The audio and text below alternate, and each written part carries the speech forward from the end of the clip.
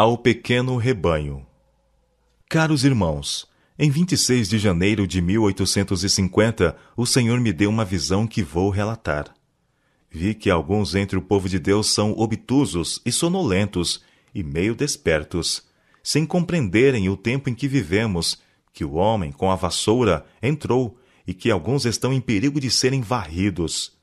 Pedi a Jesus que os salvasse, que os poupasse um pouco mais e lhes deixasse ver seu terrível perigo, para que pudessem aprontar-se antes que fosse para sempre tarde demais. Disse o anjo. A destruição vem chegando como um redemoinho. Pedi ao anjo que se compadecesse daqueles que amavam este mundo, que estavam presos às suas posses e não se dispunham a desembaraçar-se delas e sacrificar-se, a fim de acelerar os mensageiros para que alimente assim as ovelhas famintas que estão perecendo por falta de alimento espiritual e as salvassem. Quando vi pobres almas perecendo por falta da verdade presente, e alguns que, apesar de professar nela crer, deixavam-nas morrer porque tinham retido os meios necessários para levar avante a obra de Deus, foi-me dolorosíssimo este quadro, e pedi ao anjo que o afastasse de mim. Vi que quando a causa de Deus exigia de alguns parte de seus haveres, como o mancebo que fora ter com Jesus, ficaram tristes, e que logo o flagelo iminente passaria e lhes arrebataria todas as posses, e então seria demasiado tarde para sacrificar bens terrestres e acumular tesouros no céu. Vi então o glorioso Redentor, formoso e adorável. Vi que ele havia deixado o reino da glória e viera a este tenebroso e solitário mundo para dar sua vida preciosa e morrer na qualidade de justo em prol dos injustos. Suportou cruéis escárnios e açoites, levou sobre si a coroa de espinhos, e no jardim verteu grandes gotas de sangue, enquanto o fardo dos pecados do mundo todo estava sobre ele. O anjo perguntou: por que isso? Eu vi e compreendi que foi por nós, por nossos pecados, ele sofreu tudo isso, para que por seu precioso sangue pudesse remir-nos para Deus.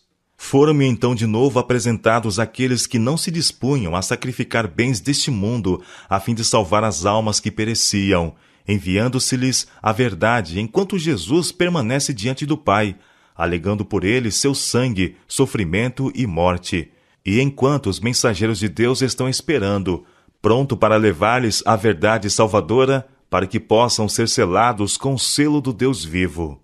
Para alguns que professam crer na verdade presente, é coisa difícil fazer tão pouco como seja passar às mãos dos mensageiros o dinheiro que realmente pertence a Deus e que ele lhes entregou para o administrarem. Novamente me foi apresentado o sofredor e paciente Jesus, cujo amor tão profundo o levou a dar a vida pelo homem. Também vi o procedimento daqueles que professavam ser seus seguidores, tinham bens deste mundo, mas consideravam coisa demasiado grande ajudar a causa da salvação. O anjo perguntou: podem estes entrar no céu? Outro anjo respondeu: não, nunca, nunca. Os que não se interessam pela causa de Deus na terra jamais poderão cantar no céu o cântico do amor redentor. Vi que a rápida obra que Deus estava fazendo na terra logo seria abreviada em justiça, e que os mensageiros devem celeremente ir em busca do rebanho disperso. Um anjo perguntou: são todos mensageiros?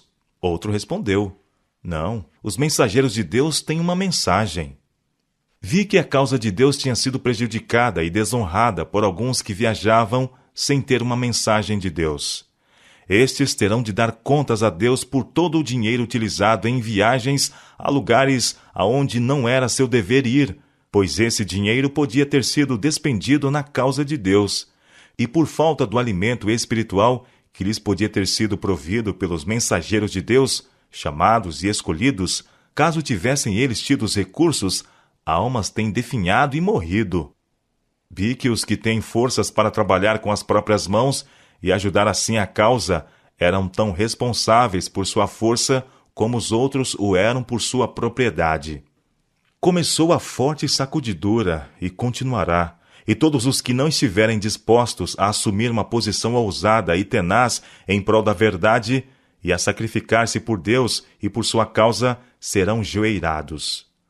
O anjo disse: Achas que alguém será forçado a fazer sacrifícios? Não, absolutamente. Deverá ser uma oferta voluntária. Será preciso tudo para comprar o campo. Clamei a Deus para poupar a seu povo, dentre o qual alguns estavam desfalecendo e moribundos.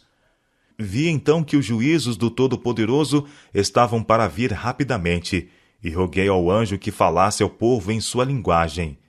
Disse ele: Todos os trovões e relâmpagos do Monte Sinai não moveriam aqueles que não hajam de mover-se pelas claras verdades da palavra de Deus. Tampouco os despertaria a mensagem de um anjo. Contemplei, então, a beleza e a formosura de Jesus. Suas vestes eram mais brancas do que o mais puro branco.